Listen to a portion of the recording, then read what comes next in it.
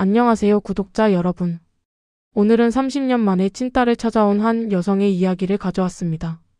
엄마는 딸을 보자마자 차갑게 문을 닫아버렸습니다. 다시는 오지 마. 30년을 기다렸을 딸에게 엄마가 이런 말을 한 이유는 무엇이었을까요? 끝까지 보시면 눈물을 흘리실 겁니다. 제 이름은 수진, 올해 35입니다. 저는 태어나자마자 입양되었습니다. 친부모님의 얼굴도 이름도 몰랐죠.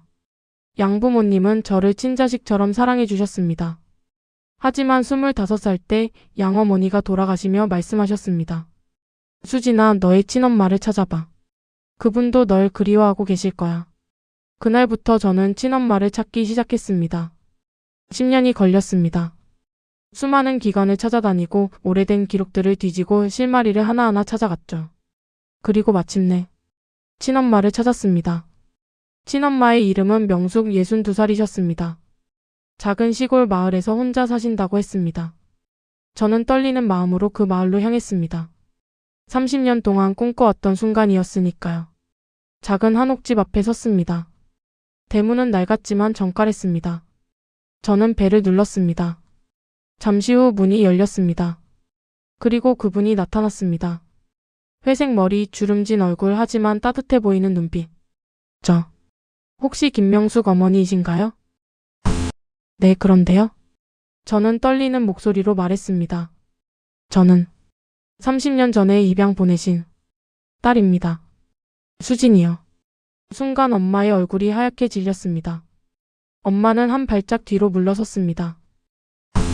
뭐라고요? 엄마, 저예요. 수진이 30년 만에 찾아왔어요. 저는 눈물이 터져 나왔습니다. 너무 오랜 시간을 기다렸으니까요. 하지만 엄마의 다음 말은 제가 상상도 못한 것이었습니다. 돌아가세요. 네? 저는 제 귀를 의심했습니다. 돌아가세요. 제발. 다시는 오지 마세요. 엄마의 목소리는 차갑게 가라앉아 있었습니다. 엄마, 무슨 말씀이세요? 저 30년 만에 찾아온 딸이에요. 알아요. 하지만 당신은 여기 올 사람이 아니에요. 왜요? 엄마, 왜 저를 거부하세요?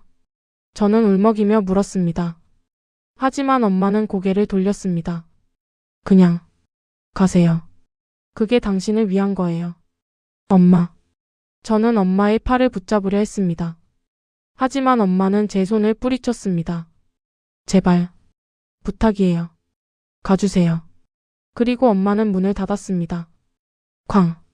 저는 닫힌 문 앞에서 한참을 울었습니다. 30년을 기다렸는데 이렇게 거부당할 줄은 몰랐습니다. 여러분이라면 어떻게 하셨을까요? 포기하셨을까요? 아니면 계속 찾아가셨을까요? 저는 포기할 수 없었습니다. 다음 날 저는 다시 그 집 앞에 섰습니다. 벨을 눌렀지만 아무도 나오지 않았습니다. 그 다음 날도 찾아갔습니다. 하지만 엄마는 문을 열어주지 않았습니다. 일주일째 되던 날 저는 대문 앞에 편지 한 통을 놓고 왔습니다. 엄마, 저는 엄마를 원망하지 않아요. 그저 왜 저를 보내셨는지, 그리고 왜 지금 저를 거부하시는지 알고 싶을 뿐이에요. 제발 한 번만 이야기해 주세요. 며칠 후 저는 마을 어귀의 작은 슈퍼에 들렀습니다. 혹시 엄마에 대해 아는 사람이 있을까 싶어서였죠. 슈퍼 주인 할머니가 저를 보더니 물었습니다. 아가씨, 혹시 명숙이네 집에 찾아온 사람이요? 네, 저 엄마의 딸인데요. 아이고, 그래요? 명숙이가 딸이 있었구나. 할머니는 깊은 한숨을 쉬었습니다. 그 사람 참 불쌍해요. 30년 동안 혼자 살면서 한 번도 웃는 걸 본 적이 없어요. 무슨 일이 있었나요? 글쎄, 자세히는 모르겠지만 30년 전에 큰 일을 겪었다고 하더라고요. 그 뒤로 사람들을 피하고 혼자만 살았어요. 할머니는 말을 이었습니다.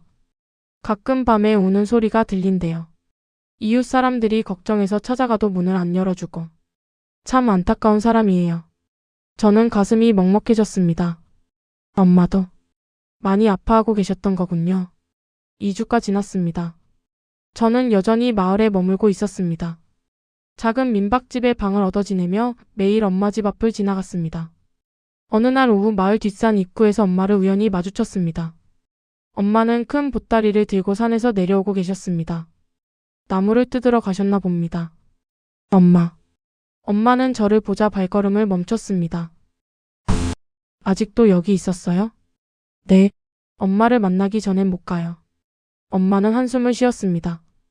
왜 이러는 거예요? 당신에겐 좋은 양부모님이 계셨잖아요. 거기서 행복하게 살면 되는 거예요. 엄마, 저는 행복했어요. 양부모님이 정말 잘 키워주셨어요. 하지만 제 뿌리를 알고 싶어요. 엄마를 알고 싶어요. 엄마의 눈에 눈물이 맺혔습니다. 알면 뭐예요? 알아봤자 상처만 받을 텐데. 그래도 알고 싶어요. 제발 이야기해 주세요. 엄마는 한참을 망설이다가 천천히 입을 열었습니다. 따라오세요. 엄마는 저를 집으로 데려갔습니다. 작은 거실에 앉아 차 한 잔을 건네주셨죠. 30년 전 이야기예요. 엄마는 천천히 말씀하기 시작했습니다. 저는 25살에 당신을 낳았어요. 미혼모였죠. 당신 아버지는 제가 임신했다는 말을 듣자마자 사라졌어요. 엄마의 목소리가 떨렸습니다. 저는 혼자 당신을 키우려고 했어요. 하지만 너무 어렵고 돈도 없었어요. 일을 하려고 해도 아이를 맡길 곳이 없었죠. 엄마, 어느 날 당신이 열이 펄펄 나는데 저는 병원비가 없었어요. 약국에서 해열제를 사는 것도 빠듯했죠. 그날 저는 결심했어요. 이렇게는 당신을 제대로 키울 수 없다고. 엄마는 눈물을 흘렸습니다. 입양기관에 연락했어요. 당신을 좋은 집에 보내달라고. 제대로 된 부모 밑에서 행복하게 자라길 바란다고. 그래서 저를 보내신 거예요? 네. 당신을 안고 입양기관에 갔을 때 저는 울지 않으려고 했어요. 하지만 당신이 제 품을 떠나는 순간 저는 무너졌어요. 엄마는 얼굴을 가렸습니다. 그날 이후 저는 단 하루도 당신을 잊은 적이 없어요. 매일 밤 당신을 생각하며 울었어요. 당신이 어디서 어떻게 자라고 있는지, 행복한지 저는 울먹이며 물었습니다. 그런데 왜 저를 거부하신 거예요? 30년 만에 만났는데. 엄마는 고개를 들었습니다. 눈물로 범벅이 된 얼굴이었습니다. 당신이 행복하게 살고 있을 거라고 생각했어요. 좋은 부모님 밑에서 따뜻한 가정에서. 그런데 제가 나타나면 그 행복이 깨질까봐 두려웠어요. 엄마, 저는 당신에게 아무것도 줄 게 없어요. 가난하고 늙었고 혼자 사는 여자일 뿐이에요. 당신 양부모님처럼 좋은 집도 따뜻한 가정도 없어요. 엄마는 제 손을 잡았습니다. 그리고 제가 무서웠어요. 당신이 저를 원망할까봐. 왜 나를 버렸냐고 따지면 저는 뭐라고 대답해야 할지 몰랐어요. 엄마, 저는 엄마를 원망하지 않아요. 저는 엄마의 손을 꽉 잡았습니다. 양어머니가 돌아가시면서 말씀하셨어요. 나를 낳아주신 분도 분명 이유가 있었을 거라고. 그분도 많이 아팠을 거라고. 수진아. 엄마, 저는 행복하게 자랐어요. 양부모님이 정말 잘 키워주셨어요.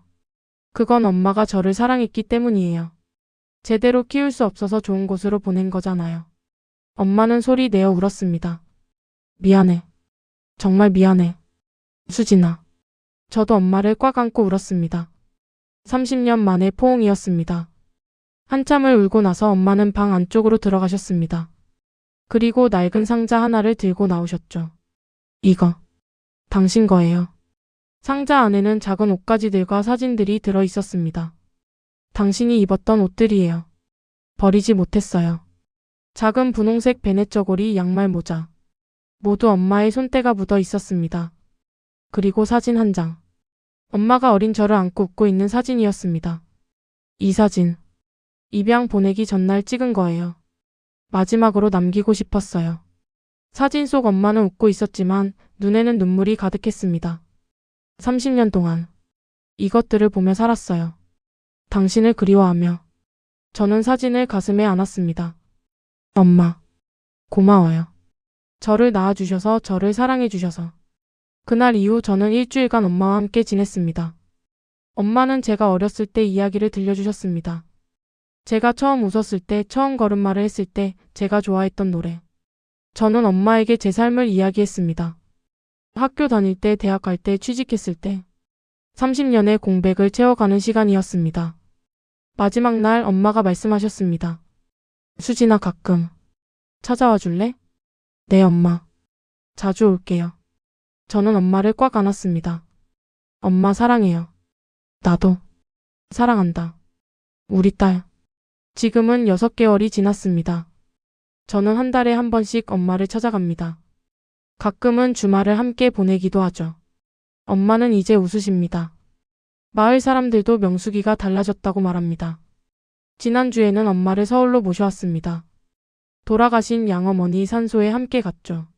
어머니, 제 친엄마예요. 인사드려요. 엄마는 산소 앞에서 절을 하셨습니다. 고맙습니다. 우리 딸 잘 키워주셔서. 정말 고맙습니다. 두 분의 사랑이 저를 만들었습니다. 저는 정말 행복한 사람입니다. 구독자 여러분, 때로는 거부가 사랑일 때가 있습니다. 상처 줄까봐, 실망시킬까봐 멀리하는 것도 사랑의 한 형태입니다. 이 이야기가 여러분께 작은 위로가 되었기를 바랍니다. 좋아요와 구독 부탁드립니다. 다음 영상에서는 20년 동안 연락 끊은 오빠가 갑자기 보낸 소포, 그 안에 든 충격적인 물건 이야기로 찾아뵙겠습니다. 감사합니다.